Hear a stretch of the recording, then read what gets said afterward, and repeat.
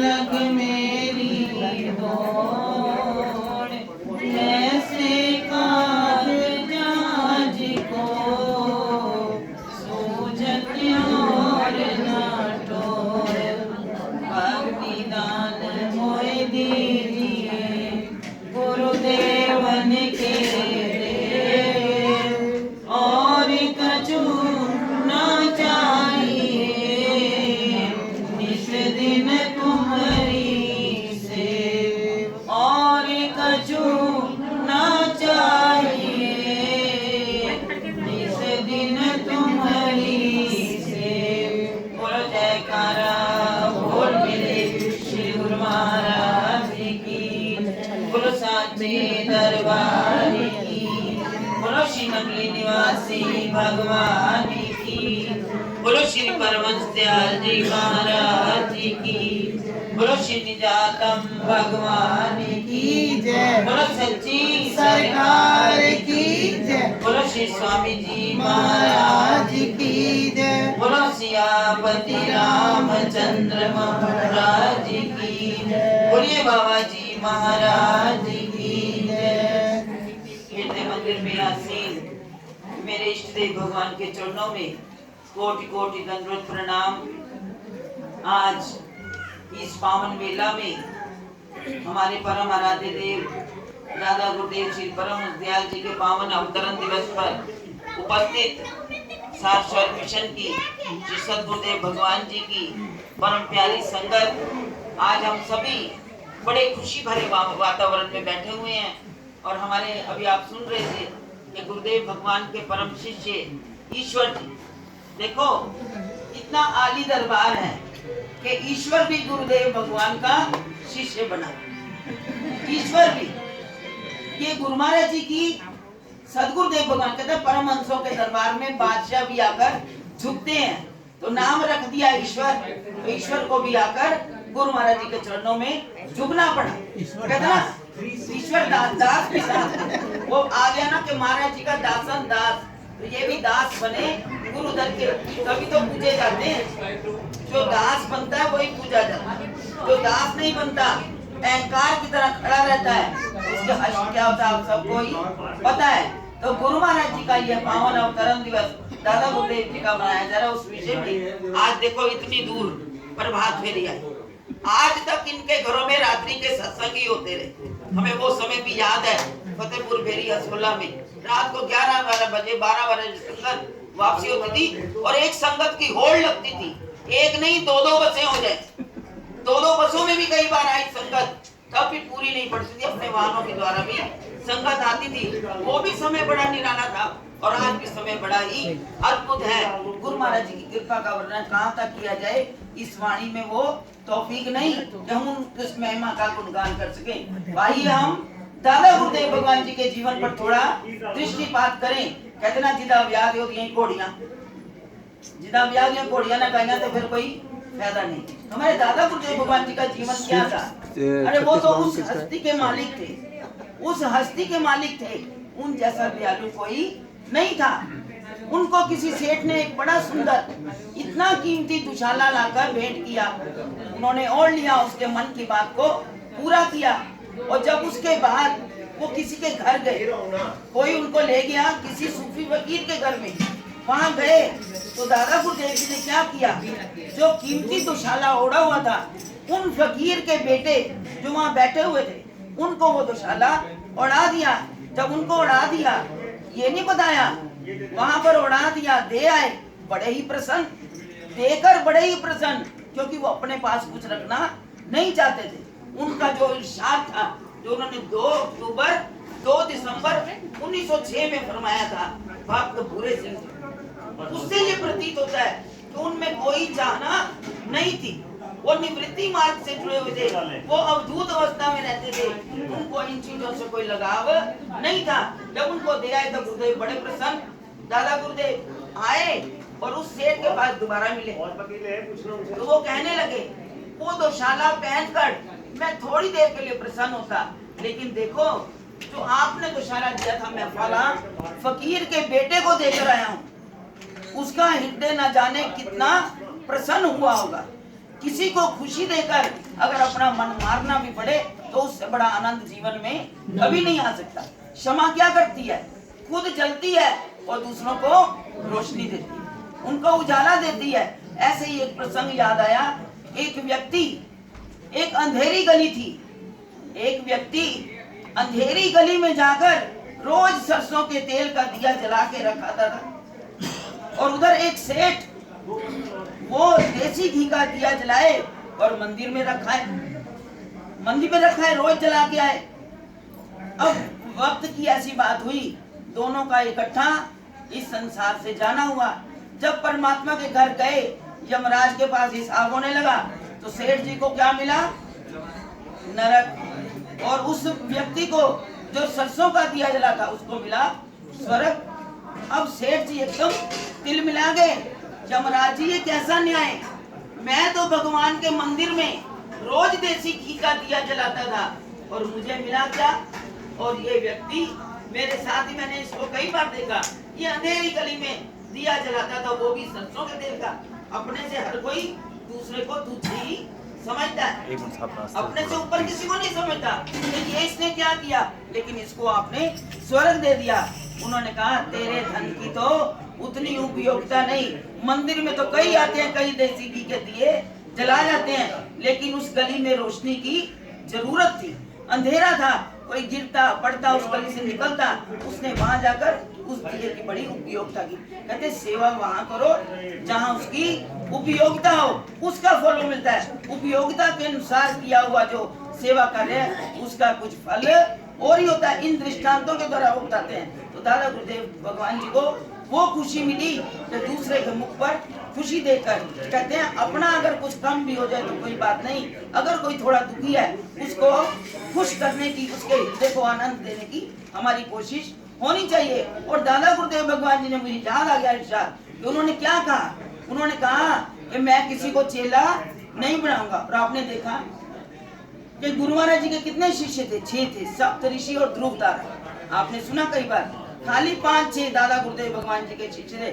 और उन्होंने आगे जो वरदान श्री गुरु महाराज जी को दे दिए, तपस्या करवाई 14 वर्ष, और क्या वरदान दिए? जब उनकी देखा अवस्था के शरीर में से सूख कर कांटा हो गया, खून की बूंद नहीं नजर आ रही, चींटियों ने घर बना लिए, तो लोगों ने आगरा से चिट्ठियां लिखी कि दादा गुरुदेव अब तो कृपा करो, शरीर बड़ा कमजोर हो गया है। तो उस वक्त उन्होंने दादा गुरु महाराज ने देरी से रुई में लपेटकर श्री गुरु महाराज जी को वहां ले गए, गुरु महाराज दादा गुरु महाराज जी के पास। तो गुरु महाराज ने क्या वरदान दिए? इन्हें राम कहो तो राम, कृष्ण कहो तो कृष्ण, नानक कहो तो नानक, कबीर कहो तो कबीर की पदवी को ये प्राप्त हो गए हैं। जो इनसे उपदेश लेगा आगे उनसे आगे कितनी पीढ़ियां गिनवा दी, उसको दोनों जहां की बरकत मिलेगी। तो वो आशीर्वाद दादा गुरु महाराज ने दे दिया। और श्री गुरु महाराज जी के कितने शिष्य थे? जब पार्टीशन हुआ सन 1947 में, कहते इतनी आध्यात्मिक क्रांति लाई, 350 भाइयां और 900 साधु थे श्री गुरु महाराज जी। कितने? और आज संख्या लगा लो, उनसे आगे उनसे आगे उनसे आगे, पूरे विश्व में गुरु नाम का डंका आज बजा हुआ है। आप देख लो, कई बार बैठे हुए हमने देखा कि रामनवमी पर स्वामी अमर मुनि, स्वामी सर्वज्ञ मुनि जी, जितने महापुरुष आते थे, तो बैठकर कई बार कमरे में बात होती, तो वो कहते थे कि अगर देखें हम आनंदपुर, श्री नंगली साहब, उधर से शहनशाही आश्रम, मुनि हरमिलापी जी का कितने ही स्थान है, स्वामी हंस प्रकाश जी का आश्रम, ये सारे ही श्री गुरु महाराज जी से शाखाएं जो है वो निकली हुई है, उनके अनुयायी हैं, उनके उपदेशी हैं, और आगे गुरु नाम का डंका बजा रहे हैं। उन्होंने बताया उस वक्त कि राम तीर्थ मिशन में, रामकृष्ण मिशन में भी इतने साधु नहीं है। अगर ये झंडा एक जगह हो जाए तो श्री गुरु महाराज जी का झंडा सबसे ऊंचा हो। बोल मेरे श्री गुरु महाराज की। तो उस आली दरबार के हम शिष्य हैं, लेकिन उन्होंने हमें सिखाया क्या? किसकी खोज करो? कहते हैं घट की खोज करो। हम घट की खोज नहीं करते, हम अपने आप को नहीं पहचानते, हम दूसरों को ही देखते हैं। ऐसे एक बार हुजूर महाराज जी ने एक छोटी सी गाथा, एक दृष्टांत सुनाया। एक बार 12 व्यक्ति तीर्थ यात्रा को गए, तो रास्ते में क्या हुआ? एक जगह मंदिर था, लेकिन उसके बीच में नदी आ गई। 12 तीर्थ यात्री निकले, रास्ते में नदी आ गई। उन्होंने कहा नदी का वेग बहुत ज्यादा है। उस वक्त ना नाव थी ना कोई ऐसा साधन था जिसके द्वारा लोग बीच में से ही चल कर जाते। कहते वेग बड़ा तेज है। उन 12 ने, एक सियाना व्यक्ति था, उसने कहा कि हम जो है हिम्मत करके एक दूसरे का हाथ पकड़कर अगर इस नदी में हम चल कर जाएं तो हम पार हो जाएंगे। उस सियाने व्यक्ति की बात सबने मान ली, डरे नहीं। उसकी बात मानकर सबने एक दूसरे का हाथ पकड़ लिया। हाथ पकड़कर और वो बड़ी मजबूती के साथ उस नदी को पार हो गए। किसी को झटका नहीं लगा। जब पार हो गए बैठे तो कहते हैं हम एक बार गिनती तो कर ले, कोई हम में से रह तो नहीं गया, क्योंकि उस वक्त तो ये था कि किसी तरह इस वेग से निकल जाए। जब बाहर गए तो उस सियाने व्यक्ति ने कहा एक बार भी अपने मेंबर गिन लेते हैं। तो उन्होंने सबको एक जगह इकट्ठा किया और गिनना शुरू कर दिया। 1 2 3 4 सबको गिना तो देखा 11 व्यक्ति हैं। अपने आप को गिनना भूल गया। जब 11 व्यक्ति, एक दूसरे ने कहा मैं गिनता हूँ, और दूसरे ने वही काम किया, गिना तो अपने आप को वो भी भूल गया। भूलता मतलब सबने गिना तो 11 ही निकले, 12वें तो को वो गिनना भूल गए। जब वहां गिने तो उन्होंने क्या किया, बैठ के रोना शुरू कर दिया। हम में से एक व्यक्ति डूब गया, रोना शुरू हो गया। तो वहां एक व्यक्ति निकला ज्ञानवान। उन्होंने कहा भाई क्या बात हो गई आपके साथ, आप इतने लोग यहाँ बैठे हुए हो और रो रहे हो, क्या हो गया? कहते हम नदी पार कर रहे थे, हाथ एक दूसरे का पकड़ा, फिर भी पता नहीं हम में से एक डूब गया, हमें पता नहीं चल रहा। उस व्यक्ति ने देखा, थोड़ी नजर मारी, उन्होंने कहा ये 12 व्यक्ति ही तो नजर आ रहे हैं, ये कैसे कह रहे हैं कि व्यक्ति डूब गया? उनका कहा इनको गलत फहमी हो रही है। जब ये बात कही तो उस व्यक्ति ने कहा आप बैठो, मैं गिनती करता हूँ। उन्होंने कहा भी ऐसी बात है, मैं गिनती करूंगा, एक व्यक्ति के मुंह पे जब मैं गिनूंगा, एक कहूंगा तो मैं मुंह पे थप्पड़ मार के गिनूंगा, पता लग जाएगा हाँ भी ये व्यक्ति है। उसने थप्पड़ मारा, उसने कहा 1, दूसरे को मारा थप्पड़, कहता है 2।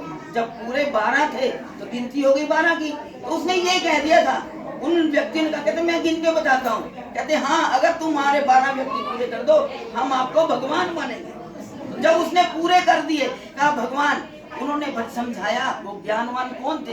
वो सदगुरु थे। कहते ना इष्ट जो है अपने व्यक्ति को जब देखता है कि ये रो रहा है, चिल्ला रहा है, तो अपने भक्तों का दुख देख नहीं सकते। उन्होंने उसकी समस्या उनकी हल करने के लिए पहुंच गए। उन्होंने कहा भैया तुम्हारी गति तो वो है कि तुम दुनिया की खोज करते हो लेकिन अपने आप को भूल जाते हो। अपने आप को भूल कर ही इंसान दुखी होता है। अगर दुखी नहीं होना तो अपने आप को जानो। कहते हमारे स्वामी जी भी कई बार सुनाया करते थे, हजूर महाराज जी भी, कि तुलसी या संसार को भया मोतिया है घट में सूझे नहीं, लानत है ऐसी जिंद तुलसी या संसार को भया मोतिया बिंद। हम अपने आप को भूल गए, अपने आप को। वो कहते तुम्हारी 10 इंद्रियां, इस शरीर के अंदर 10 इंद्रियां, 10 कर्मेंद्रियां, फिर उसके बाद जो 11वां मन, 5 इंद्रियां, 5 ज्ञानेंद्रियां 10 और 11वां मन, कहते चौथी आत्मा है। अपनी आत्मा को तो हमने पहचानना है। आत्मा है तो ये शरीर है। अगर आत्मा निकल गई उसके बाद क्या होता है? मुर्दा पड़ा होता है ना, उसको बाद में क्या करते हैं? झट से अपना ले जाओ, उसकी कोई कीमत नहीं है। तो इसलिए अगर अपनी कीमत आपने पहचाननी है, उस आत्म स्वरूप अपने आप की लगता करो। उस लगता को करने के लिए तो हमें गुरुदेव भगवान ने वो भजन दिया है। दादा गुरु महाराज जी ने तो यही कहा कि भजन करो, भजन करने से ही तुम्हारा बेड़ा पार होगा। तो हमारे इष्ट देव भगवान तो हमें बड़ा समझाते हैं, बड़ा ही समझाते हैं। कहते हैं सारी उम्र वो लगा देते हैं कि जो मेरी शरण में आ गए हैं उनका तो कल्याण करना ही करना है। वो 7 जन्म भी अपने शीशे का बाजू नहीं छोड़ते। कहते हैं ये मेरी शरण में आ गए, इनको तो पार लगाना है। और अगर हम गुरु महाराज जी की शरण में आ गए हैं तो हमने अपने जीवन को संवारना है। किसके द्वारा? सेवा के द्वारा, सिमरन के द्वारा। कई महाराज जी ये भी फरमाते थे कि भजन जहाँ पहुंच जाता है सेवा भी वहीं पहुंच जाती है। कई सोचते हैं कि हम भजन नहीं कर पाते, हमारे शरीर में ये व्याधि है, तो महाराज जी ये भी कहते हैं उतनी सेवा कर लो। और सेवा का भी तरीका उन्हें बता दिया। मैंने रात भी कहा था कि सेवा का तरीका क्या है? तन से, मन से, धन से। तन से सेवा, अगर मान लो आपके पास धन नहीं है, इतना धन नहीं है, कहते तन से जाकर गुरु घर पे जाके सेवा कर लो, झाड़ू मार लो, बर्तन मार लो, कपड़े धो लो, हर तरह की सेवा आप कर सकते हो, आपका कल्याण हो जाएगा। और अगर मन है, मान लो शरीर में भी व्याधि है, तो मन से अच्छे सुझाव दे दो, कई ऐसे होते हैं, कई इंजीनियर, कई इस तरह के लोग, वो अपना उस तरह का सहयोग आकर दे देते, यहाँ से ऐसे कर लो, इस आश्रम को ऐसे सजा लो, इसको ऐसे कर लो। अपने सुझावों के द्वारा ही दरबार में उनकी सेवाएं कबूल हो जाती हैं। और जिनके पास धन है, तन मन और धन है, उसका तो फिर कहना ही क्या, कहते अपने जीवन को संवारना है। दुनिया में आपका जीवन नहीं संवरेगा। दुनिया तो मतलब ही है, दोगे तो भैया भैया, नहीं तो मुंह परे परे हो जाता है इंसान का। तो हमने उस संसार से अपने मन को नहीं लगाना, क्योंकि दादा गुरु महाराज जी ने क्या बताया था कि जब हम साधु हो गए, हमने वेश पहन लिया, तो फिर हमें अपनी यादगार, मैं कोई यादगार नहीं बनाऊंगा, मैं कोई स्मारक नहीं बनाऊंगा। क्या था वहां पे टेरी में, उस वक्त तक एक चबूतरा ही बना हुआ था। हमें वो सैगल जी से थे, फरीदाबाद से आते थे सैगल जी, खमोश सरहदी जी भी, उन्होंने आकर बताया। कई बार स्वामी जी वो जाते थे टेरी पाकिस्तान, अब तो रास्ते बड़े सीधे गुरमाई ने कर दिए कि वो उस वक्त कोई कोई जाता था टेरी पाकिस्तानी। और हमें याद भी याद है कि स्वामी ने उस वक्त क्या ना 2000 5000 ऐसे सेवा भेजनी, तो उन्होंने आकर बताना। हमारे आंखों में अभी वही नक्शा जो उन्होंने विवरण दिया था कि चबूतरा है, आसपास बाजार है, माताएं जो वहाँ के मुसलमान माताएं बहनें वो आती हैं और वहाँ आकर रोज चिराग जलाकर जाती हैं, चिराग जलते हैं। आसपास ऐसे दुकानें, ऐसे बाजार है। अब तो सारे नक्शे आने सामने शुरू हो गए हैं। गुरमाई अपना दर्शन दीदार, क्योंकि जो जितना छिपता है उतना ज्यादा उगड़ता है। और आज क्या है, दादा गुरुदेव भगवान जी का जब से कहा पूरे पूरे मंत्रालय आज उस जगह की सेवा के लिए खड़े हो गए। उस जगह की सेवा के लिए, टेरी के लिए दादा गुरु में ये भी कौतुक रचे हैं। एक बार तोड़ी गई, 2 बार तोड़ी गई, और इतनी जल्दी वो तैयार हुई कि क्या कहने। आज उसका रूप ही बदल गया। वो दर्शन दीदार कई भाग्यशाली जीव करे, हमें तो वो भी संतुष्टि हो जाती है। हमें जब इन वीडियो के द्वारा वो दर्शन हो जाते हैं, तब भी हमारा मन प्रफुल्लित हो जाता है कि गुरु महाराज जी हमें आज भी यहाँ बैठे हुए, अगर हम वहाँ भी नहीं पहुँच सकते तो हमें यहाँ भी दर्शन दीदार दे रहे हैं। तो दादा गुरु महाराज जी की लीला के कहने ही क्या, लेकिन हमारा कर्तव्य है, हम सेवा के द्वारा जो ये साधन बताए हैं, सेवा के द्वारा, अपनी सेवा द्वारा इस जीव को, इस अपने शरीर को सार्थक करें। ये मानव तन जो है दोबारा मिले या ना मिले, इसका कोई भरोसा नहीं है। तो आज भाई बड़ा खुशी का वातावरण है। जो हमें उपदेश, जो संदेश हमारे दादा गुरुदेव जी ने दिया, उसको हम अपने हृदय में धारण करें और उस पर चलने का प्रयत्न करें। संसार से थोड़ी थोड़ी मोह ममता हटाए। वो कहते हैं छोड़ने के लिए नहीं कहता, छोड़ने के लिए नहीं कहता, उसके अंदर रहो भी, लेकिन अपने मन को उससे, जैसे जल में कमल निरालम मुर्गा भी निशाने, तो इसलिए हमने जो है कमलवत इस संसार में रहना है, उसमें रहो भी, और रहने के बाद भी अपने मन को, अपनी स्मृति को गुरु महाराज जी के चरणों में जोड़े रखो, तभी हमारा कल्याण होगा। ये हमारे सद्गुरुओं का संदेश है, इसके ऊपर हमने चलने का प्रयत्न करना है। तो भाई आज बड़ा ही खुशी का समय है। हमें तो भाई पता नहीं था, ईश्वर भाई साहब जी ने नया मकान लिया है और उसमें इस तरह का कार्यक्रम है। हमें ये पता था पुराने घर में जो में रहते हैं वो इनमें कार्यक्रम होगा, तो भाई इनको इस नए घर की कहते ना सेवक सदन महाराज जी फरमाया करते थे। सेवक सदन इन्होंने मूर्ति स्थापना, इष्ट मूर्तियां विराजमान कराई नए घर में। तो महाराज जी फरमाया करते थे सेवक सदन स्वामी आगमनु मंगल भवन अमंगल दमनु, अमंगल का नाश होगा और हर जगह मंगल ही मंगल होगा। गुरु महाराज जी की कृपा से ये अपने नए घर में सुख से वास करें। गुरु महाराज जी आगे आप कमी किसी बात की नहीं। हम पढ़ते हैं कि गुरु समर्थ सिर पर खड़े, क्या कमी तो दास रिद्धि सिद्धि सेवा करे, मुक्ति न छोड़े बात। तो गुरु महाराज जी की कृपा से इस घर में रहमतें ही रहमतें, बरकतें ही बरकतें होंगी। और गुरु महाराज जी अपना प्यार, अपनी रहमतों की बरसात सदा इस परिवार पर बनाए रखें। और अभी जी कह रहे थे ना, रंग हारा वाले दे चढ़ गए, रंग और चढ़ा के की लेना। गुरु महाराज जी के प्यार का रंग, भक्ति का रंग इन भक्तों के हृदयों में सदा वास करे। गुरु महाराज जी अपनी कृपा बनाए रखें, इनकी झोलियां सदा खुशियों से भरपूर रहें। इन्हीं शब्दों के साथ मैं सारी संगत को और भाई ईश्वर जी को इस नए घर की बहुत बहुत मुबारकबाद देती हूँ। और सब संगत को दादा गुरुदेव भगवान जी के पावन अवतरण दिवस की लाख लाख बधाई। बड़े प्यार से दोनों हाथ ऊपर करके, चाहे बाहर वालों ने आवाज बंद कर दी, अंदर नहीं बंद, जितनी मर्जी ऊंची आप बोलो, गुरमाई का जय घोष करो, बोलो जयकारा बोल मेरे श्री गुरु महाराज।